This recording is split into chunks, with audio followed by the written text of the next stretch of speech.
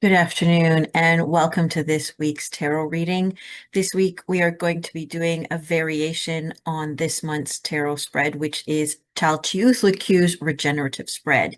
This one, we are going to be looking at the purpose of tuning into the energy of Chalchiuhtlicue's regenerative and cleansing powers to help clear away creative blocks. As I have spoken before in the previous videos, Chalchiuhtlicue is a water goddess connected to the Aztec culture, and she is known for regenerative powers, healing powers, creative powers. Because she's connected to all the waters of the world, it's a good way to kind of tune into her and check in and see what we can do while working with her to help, kind of cleanse our waters inside and clear away so that our creative flow can flow more easily. The question that I will be shuffling into the cards is, what are the blocks to our creativity that are ready to be removed? And sometimes we have blocks we may not even be aware of that, you know, until it's brought to our attention, we can go, oh, it's time, I think, to remove that. I've grown beyond it. We can get stuck in old stories. We can get stuck in our old patterns. And, if we're not paying too much attention, we can fail to see where we've grown and how we've grown and what's ready to be opened up again. This is a really good spread to use as well if you're struggling with some kind of creative project or wanting to bring more creativity into your life and maybe hitting blocks or hitting bumps. And so using this spread will help to open up to see what might be ready to be unblocked and released. So I'm going to shuffle. What are the blocks to our creativity that are ready to be removed? What are the blocks to our creativity that are ready to be removed?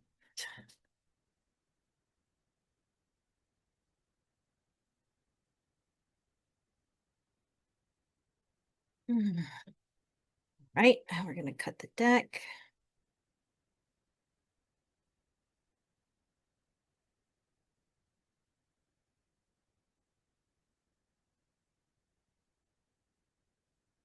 Now I'm decided to keep the 7 cards from the original spread, and so we'll deal them out. So 1, 2, 3, 4, 6, 7.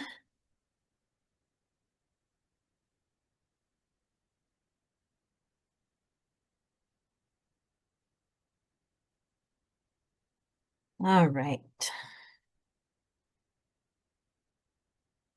There we go. So the first card of this reading is, what current blocks to our creativity can be eroded and cleared? And so we have Justice.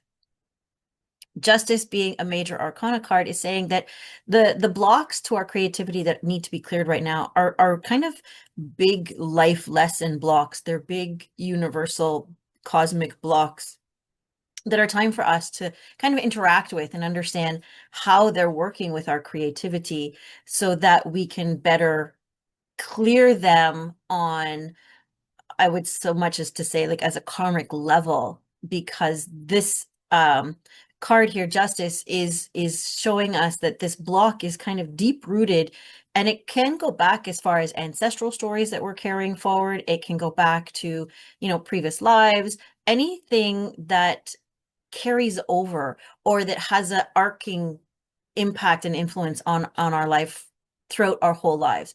And so with Justice here, maybe we're being critical of ourselves. Maybe we're looking at old art pieces. Maybe we're looking at the way we used to interact with creativity, and that's blocking us because we're putting that judgment on ourselves right now. And Justice is about, kind of taking responsibility for our choices, taking responsibility for our actions.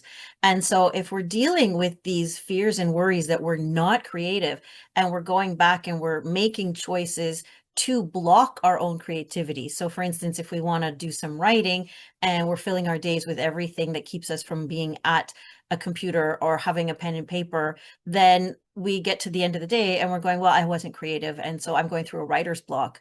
Or if we're trying to, creativity comes in many, many ways, right? So if you're trying to redesign a room in your house and you're struggling with it, we tend to look at when we can't do something as being a block or being something external to ourselves. And justice is coming in and saying, you're making these decisions. And one of the things that I have found with working with Chalchiuhtlicue is, she is very much gentle as some of those kind of like meandering rivers, but she can be quite to the point when there's something that we need to face. And I have the feeling that this justice card is coming and saying, look, you have to take responsibility for your actions. So if you're constantly putting things before your creative endeavors, then that's up to you to find a way to clear. And so that's, like when we're looking at the blocks to the creativity that need to be eroded away and cleared, that's one of the things that we really need to look at. Is we need to come to terms with our past actions. We need to come to terms with the stories that we've been carrying, with all of the biases and the judgments and everything that we've been carrying, because justice is meant to be blind, in the sense that when justice makes their decision, justice is weighing it on things other than emotional connections, things other than, stories told by other people, or anything that can sway the opinion away from the facts, away from exactly what's going on. And so she's coming here to say, like, yes, your blocks are ready to go, but you have to take the hard knocks. You have to be willing to face those consequences. And unless you're willing to face the consequences, the blocks are going to stay there, and you're going to continue to run into these cycles of creative frustration, creative lack, and things like that. It can be a hard pill to swallow sometimes when somebody comes up to you and says, hey, you know what, you keep saying that you want to write and you're never getting anything done. Why is that, right? There's nothing in your life really that's keeping you from writing. And if you're choosing to vacuum the floors instead of sitting down and doing writing, that's on you, right? So that's kind of where she's coming from. The next card is, how can I best support myself during this releasing process? So this is going to bring up some grief. This is going to bring up maybe some trauma, and maybe definitely some upsetting truths that we're going to have to face as we kind of come to terms with the fact that, we're even when you're looking at justice, I'll go back for a second, even when we're looking at justice, right? Like, we're the ones that are making this decision, and we're basically weighing, my creativity weighs less than, doing my chores. And so that's really some hard truths to have to face, because you're going to have to go back into stories even from early childhood, when we were told growing up what was valuable, what was important, right? Was having a beautifully created drawing important, or was having clean floors important? So that's kind of where she's kind of guiding us to. And as we're going through this, we're going to need a lot of support, because there's some stories in here that we're really going to need to let go of, and we're really going to need to be able to understand that we're at a point in our lives where we have to let these go, and they might be painful because they might be connected and embedded into so many other parts of our lives, such as things like rest and having fun and taking care of ourselves. So these are all things that we definitely will have to make space for. And so having the question about, what is the best to support ourselves during this, and it's not any surprise that we have the Empress that comes up and, basically saying right now it's going to be very, very important for us to focus on self-care, for us to focus on nurturing ourselves. One of the other things too about the Empress is she comes at a time when it's a pruning time as well. Because when you look at beautiful gardens and all of the beautiful landscaping that can be done, they don't happen overnight, and they don't happen without help. And so one of the things that's important with the Empress is to sit there and say, yes, if you want to be creative, you have to also be willing to cut away all the things that are draining your creativity. If there's relationships in your life that when you talk about wanting to do a creative project, people in your life start to say, well, that's silly, that's crazy, nobody wants to do that, you're not going to make any money off of that, it's not feasible for you to be in this creative project, you know, you might have to start pulling yourself away and distancing away, because what you want to do is you want to be able to honor that creative drive, that creative urge, without having to hide it or mask it around people. If you're around a lot of people that you have to hide your creative drives and your creative desires from, then you're not honoring that creativity. And eventually it's going to start to dry up, and it's going to end up like making it harder and harder for you to tap into that creative avenue. And so the Empress is coming and saying, take care of yourself, take care of your heart, take care of what it is that is important to you, plant the seeds. So planting the seeds might be, you know, as you're looking at these stories and clearing out these stories, plant the seeds, right? If you want to have a creative practice, then what is it that you need to have? If you need to have time, schedule that time in your calendar. If you need to have space, look at crafting a place in your home. And if you can't have that in your home, then look at spaces that you could go to that might have access to this. So for instance, are there local community centers that have spaces where people can just go and be creative? Can you go to a park? Can you go, is your creative outlet something that you can do out in public? Is it something that you can do out in the outdoors, or do you have to be indoors? So thinking about all these kinds of things, you know, that's what the Empress is saying. This is the time to really nurture that and really look at what it is that you need to feed this creative, right? You're getting the soil ready, you're filling it with all the nutrients, and the nutrients are the things that you need to have. Do you need supplies? Do you need resources? Do you need a teacher? Do you need all these things? And so that's what you need to do right now to help support. So as you're kind of identifying where you're stopping yourself or hindering yourself or judging yourself, you can also be looking at, okay, so if I stop judging myself about this and I start opening up to a different outcome, what is it that I need? What is it that I can bring in?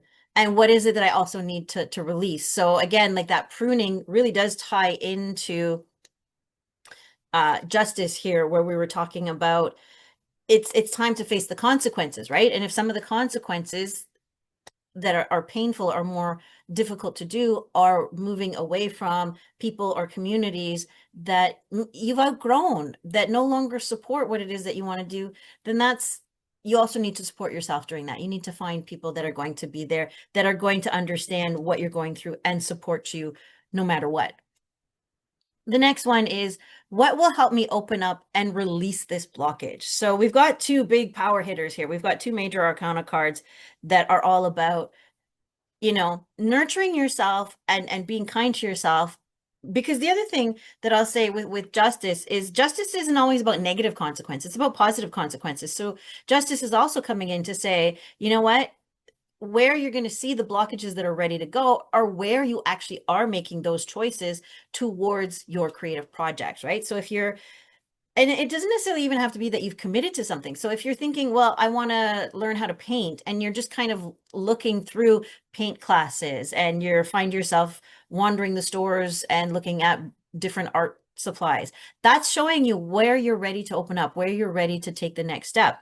And then the Empress kind of is the same thing, in a very gentle, but very also hands in the earth and feet on the ground kind of thing, right? Like the Empress is saying, you need to actually take some kind of action in the physical world, because that's what she's all about growing things and very much in the world. So what will help open up and release these blockages? We have the Three of Coins. And so with the Three of Coins, you're looking at community, but community in an action-based sense. Yeah, action-based in action in the world, because it's you're looking at the pentacles and the coins, and so this is the earth element, which is very much the 3D. And so one of the things that this is saying is, you know what, if you really want to open up these blockages, you need to get together with people that are going to be of like mind, that are also going to be supportive of you. It doesn't necessarily mean that you're going to want to join a class or find a teacher, which that can also be, because the Three of Coins is also about practice and finding someone that can mentor you. So becoming an apprentice kind of thing, where you're learning a new skill and working on it. But you just want to be around people that do similar things, right? If you want to learn how to do blacksmithing, right, you're not going to go and start to hang around with people that do tattooing. there's different skill sets, there's different things. They're both art-based, they're both very creative, and they're both very powerful, but it's a different mindset that you need to have in order for both of them. And so you want to be able to surround yourself with people that you can speak the language to help embody it more in yourself. You want to be able to be surrounded by people that are going to really understand and they're doing the same things. And so find ways to get out and meet up with them. If there's people that you admire, maybe see about going and visiting their workshops, their ateliers, their forges, whatever it is that you want to do, and kind of like watch that and get involved and take action, right? There's one thing about watching somebody build beautiful fashion and say, oh, that's my passion, that's my creativity, and just watch people do it. You actually have to pull out the sewing machine and the threads and the material and actually start to try to build things on your own. And so it's very important right now that what's going to help create these blocks is to actually get out and do the things, because one of the things that when you do the thing, you get to feel how it feels doing it. And so if you say to yourself, I want to create fashion, and you go out and you try to make your own fashion and it feels horrible, then you can go, well, maybe I didn't really want to do fashion, maybe it was something else in fashion that was interesting. And so putting your hands in the mud and getting dirty will also help you really kind of also fine tune what it is that you want to do. Because as a writer, for instance, you might want to find that you might want to start and go, okay, well, I just want to write. And so you sit down to write. But until you kind of get into it, you might go, oh, I kind of realized that I wanted to be a nonfiction writer, or I want to be a horror novel writer, or I just want to write short stories, right? Until you actually get in and start doing it, then you get a clear idea of what it is. And by, releasing these blockages, what you're releasing is all the stories. Also, by doing it, you're releasing the stories about, well, I can't. You can, it just depends on whether that's really what fires things up inside of you. And when we're looking at the three of coins, right, you want to see what's firing up your body. And what you'll know is when you're doing something that's really in that creative, passionate area that you want to be in, you're going to feel energized. Your body's going to feel lighter. It's going to feel happier. You're going to be able to put stuff, like put time into these projects and come back and go, oh, I want to do more, and be happy and be excited to go and do it. If whatever you're trying to do is feeling the opposite, then it's the wrong creative thing, and it's just building more and more blocks. The next card we have is, what can I do to reform my container for my creative energy? Because what happens when we get the blockages is our containers go from these nice round to kind of like all wonky and everything. And now we want to find a way to reform the container. If there's any holes in our container, we want to make sure that they're all fully healed and that we have a nice safe space within our energy field, within our body, within our minds, that's going to hold space and hold capacity for us as we release this. Because it's going to be a bit of a rocky road from coming from Justice and the Empress with some of the clearing that needs to be done, you know. So we need to have that really safe container. And here we have another heavy hitter in the creative realms. We've got the High Priestess. And the High Priestess is coming in to say, you know what? The best way for you to create this container is to trust yourself, trust your intuition. And when you have those intuitive hits that say, this is what you need to do, then that's what you're going to want to follow. And you're going to want to make sure that you're following it, especially when you're following it because it's what you feel is going to be the best nutrients towards your creative practice. The High Priestess might be coming to tell you about different spiritual practices that will help you to create a nice, strong container. She might be coming to tell you about mental practices or thoughts or stories or different things that are going to be important at this point. The High Priestess might also be telling you the physical things. If there's self-care that needs to be done, if there's resources that need to be done, if there's connections that need to be done, the High Priestess will cover all areas of life. And what she does is she comes and she whispers to you in sensations in the body, in signs that you might want to be seeing. So for instance, if you're sitting there thinking, well, maybe I would like to be a sculptor, and you're wondering if that's really the container that you want to be building for, if that's really the creative practice that you want to be getting into, and you've wanted to do this and there's been blocks and you're going like, maybe is this time? And all of a sudden you go outside and you see a new billboard's been put up about museum is having an art special on sculpted pieces, right? That's an indication that maybe, yes, this is the time for you to do that. And so the high priestess is creating this container that's going to be filled with signs and symbols and messages that we need to be able to take time to sit back and interpret. And so one of the things that the high priestess always asks of us is time alone, time to be sitting with ourselves and opening up and to allow ourselves to listen to the voice of our heart, to listen to the voice of our intuition, the piece that's always connected to source. And when we can do that, then we find ourselves in a much better headspace. We feel much more confident and we feel stronger about the choices we make, because when we can do that from our inner knowing, there's no need to have to explain, to have to justify, to have to, validate externally for anything. And so that's one of the things that the high priestess is coming in, is to saying, like, one of the things that you need to do to reform this container is you need to start trusting yourself, and you need to start listening to yourself, and you need to start letting go of external validations. The next one is, what actions will support a healthy creative flow? So this one's interesting because here we have the Nine of Swords, and the Nine of Swords can be stuckness, right? Like we're in this never-ending horrible situation that no matter what we do, there's no end in sight, there's no action that we have to take. We're constantly going over all the mistakes that we've made. And so when we're looking at what actions will support this creative healthy flow, we need to be able to trust that this is actually pointing to our inner fears, our inner worries.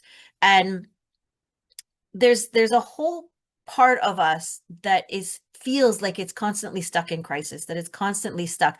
And so it'll tell us we can't do things, that we have to be careful, that it's not the right time. That's one of the biggest ones that I tend to struggle with, right? Is that I look at my life and I go, nothing's changed. No matter what I try to do, nothing changes. And then there's the story that, well, the reason nothing changes is because if anything changes, it's going to be a horrible outcome and a horrible mess. So let's just kind of stay here where it's better. But the Nine of Swords is coming close to the end of something. And what we have to do is we have to be able to be willing to kind of kick ourselves out of this catastrophizing, crisis inducing situation that we're in, and to be able to say, hey, you know what? There are going to be scary things out there. There are going to be things that might hurt us out there. And a lot of times, because we're dealing with the Nine of Swords, we're dealing with communication, we're dealing with words and conflict, right? And so maybe one of the things that we feel stuck in is the constant criticism around us, right? Like if every time we say we want to do something creative, there's people around us that start to put us down, that start to remind us of all the horrible things we've done in our lives, all the ways that we've disappointed people and all of that kind of stuff, then we feel like how can I follow through on this passion of my heart when every time I do, there's all these people or there's all these things that go around that tell me that, I can't do it, or that I shouldn't do it, or that it's bad to do it. And the best action that we can take is to kind of like walk away from it and let it go. Give the people the acknowledgement, yes, I heard you, and either say to them, I heard you and I don't want to hear any more of that, or walk away from them. And it goes back to, like when we're talking about the Empress, right? This is some of the things that we have to prune away. These are some of the things that we have to deal with and let go of. These are also some of the consequences from justice in the beginning that we might also have to, deal with, because it's all about being able to see the fear and to see what's there and to know that there has to be a solution somewhere, and taking the action instead of staying there and being afraid. It's time to start to kind of come out and take the actions that need to be taken. The next one is, how can I regenerate my passion and desire for a creative practice? Sometimes when we go through all of these things, we feel burned out and we know that we want to do something creative, but we feel there's no energy there. There's no capacity there. There's no time for any of this kind of stuff. And so it's important right now to be able to look at ways to regenerate this passion and desire and ease some of it. And so here we have the Knight of Cups. And what I really like about this one in this position specifically is that the Knight of Cups, the knights are characters of action. They're characters of action of their suits. So this is an emotionally driven character. This is someone who will go out and fight for the love of the woman that they're so infatuated with, even at the risk of death, right? They would throw themselves off a cliff just because they would be able to do something to protect and save somebody that they love and care for. Because we're looking at regenerating our passions and desires, what the Knight of Cups is saying is you need to like really throw yourself into something passionate. And that could be, immerse yourself in the world of your passions, of your creative desires. If you love art, go to art museums, go on art walks, go and visit art colleges and schools and look at the displays of the students and everything like that. If you're interested in game design, like find a bunch of different games and play them. Find different people that you can talk to that are involved in that. You need to be, again, we're going to go back to the doing here, right? This is doing something physically. Now, this is connected to the Knight of Cups as well, right? So go out and do something physically to see how it feels in your body, but go out and do something that you love. Go out and do something that really makes you feel creative, inspired. If you love going out and walking in the woods because it makes you feel so connected, then go and do that. Make time for your creativity. Make it important. Make it something you're willing to fight for. Make it something that no matter what anybody else says, even if you have to go by yourself, that you're going to do it. Pretty passionate there. The last one we have is how can I honor this blessing? How can I honor this releasing process to get the best results at this time? And so interesting here. Now we have the Seven of Wands. We have a lot of things that have come up here in regards to doing what is important for you. I don't think there's any card more in your face with that than the Seven of Wands, because the Seven of Wands says you have gone through your inner arguments. You have, fought with yourself to find out what's important to you. What it is do you want to create? How is it that you want to be creative in the world? And you know yourself now, right? Like you know yourself. You've let's go back here through our story. You've nurtured yourself, you've nurtured your creativity, you know what it is that you need to have, you've gathered all the resources, you've taken the time, you've accepted the consequences. You're now clear-headed enough to be able to make choices based on what you know is important to you over a reactive emotional. You've gone out, you've tried different things, you've played with different things, you know what feels good for you in the body, and you know what it is that like really energizes you and gets you going. You've deep dived into all of the areas of different things that you love. You've kind of cleansed yourself. You've one of the things saying that too, one of the things the Knight of Cups is telling you is just wash yourself clean, right? Like maybe find yourself a way to kind of swim in some water and just kind of clear everything else. And when you go to have that time in water, like really like focus it on being, I'm gonna go and I'm gonna swim here and I'm gonna release all of this old stuff and I'm gonna come out because I'm ready to go. You've listened to your intuition and you've cultivated everything that it is that you need to have, so that now the best thing that you can do to honor all of this releasing is to put firm boundaries in place and to be willing to defend them against the people that kind of contributed to the block in the first place. You want to be able to say to people, if they call you and say, hey, do you want to come out with us? You can say, sorry, today I can't because I'm going to be sitting down. I've put time aside to be able to sit down and work on my creative practices. And if they say, oh, come on, that's silly, you can always do that later, it's not all that important. You can say, it's important to me, and stand firm in that. So the Seven of Wands is all about being able to say, I have something that's important and precious to me, which is kind of like what this glowing thing in the back of the card is, right? Like he's standing up here on top of the steps and he's saying, you're not going to come in here and douse my flames. You're not going to come in here and kind of rain on my parade. I have done this. This is important to me, and I want you to respect it. I want you to understand that I'm putting these limits in. I'm putting these boundaries in because this is so important to me. And if you care for me, if you respect me in any way, you'll respect that and you'll stop questioning me. And when you come to this situation, again, it's as you're going through, you're going to find that those are going to be the things that the Empress is coming and saying, you need to prune this away. If somebody's going to constantly be arguing with you about what you know is right for you, then they're not right for you. And you have the right to be able to take a step back and say, hey, I've set a boundary. And if you're unwilling to respect my boundary, then I'm sorry. I have to say goodbye, right? And that's always really difficult to be able to stop and say to somebody that may have been in your life for a very, very long time that, you know what, we need space, right? And sometimes that's the easiest way to do it, is just say, you know what, we need space. We need time, because obviously you're not seeing who I am right now. You're not understanding who I am. You're not supporting who I am. And I really, really need that. And so if you're not willing to see me, then this is the line that I've drawn. And when you're ready to kind of see me, to understand me, then we can kind of get back together and have those conversations. So looking at everything, this is a pretty powerful reading, in the sense that, we have Justice, we have the Empress, and we have the High Priestess, right?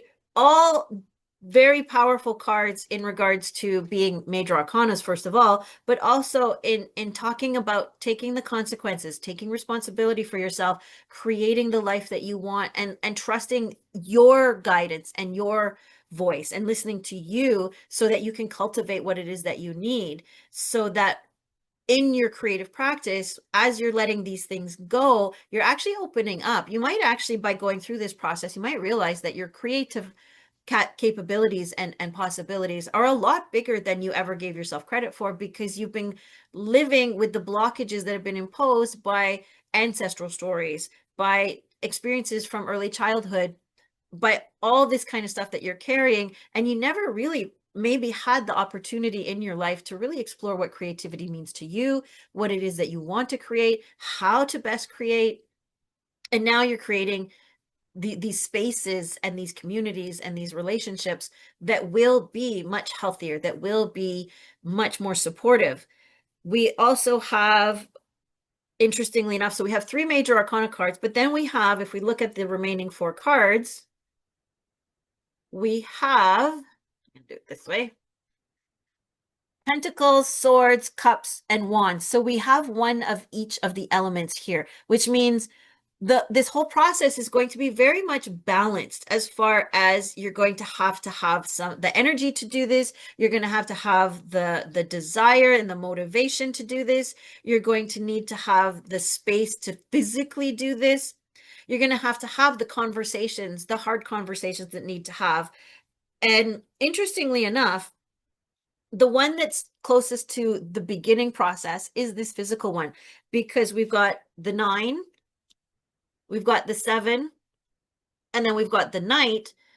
So they're all farther down along. And one of the things that makes it very clear that we're ready to have these blockages removed is that, the thought patterns that are keeping us stuck, like that's up at the 9. We're ready to let those go. We're ready to kind of step into what's next. The Knight, he's all about action. He's like, hey, let's go, let's go, let's go. So we're now at the point where we're ready to kind of just jump into the deep end of this creative pool. And then the 7, has made it past the crisis of the 5s of the cards, and is now in a power position. That's really like a power stance. When you look at him standing up there looking down at everybody else, definitely has us in the power stance. And so all of this power, all of this cleaning up, all of this clearing is really making space for us to now get out there, get our hands dirty, get us out creating and thinking about creating, and creating spaces for us, creating practices for us, creating habits. And so I would say, all in all, this comes out to be a very powerful and positive reading, as long as, we're willing to deal with some of the discomfort that's coming. And some of the discomfort will also come from this, right? Like, so the more we have to release these things, the more we have to face everything we've been hiding, everything we've been kind of brushing under the carpet and everything. That's part of what that 9 of Swords is going to be, is that it's going to be kind of painful to have to face some of these things, especially when we have to say, oh, I did this. This is here because this is what I did. I can't blame anyone else anymore. I have to take responsibility for what I've done. And so when we're able to kind of grow up, grow up, I would say, because I always like to have that inner child there. And sometimes the inner child is way more mature than grown up me is.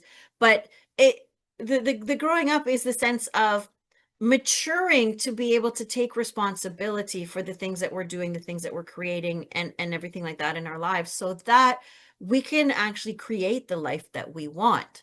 And I think that's basically what this is all coming down to, is that when you take responsibility for your life, when you bring in the nurturing and you bring in the resources and you bring in the practices and you listen to your inner voice, when you do those three things, because those are the major arcana cards, karmic cards, when you can do those three things, then the rest of the stuff will come and go, and it will be easier and it will be lighter and it will be able to be creating a whole new paradigm for you to live in. And so I hope that you enjoyed this reading, and I look forward to seeing you next week for the final reading from Chalchiuhtlicue. And if you like this video, please like and subscribe, and I will see you again next week. Take care.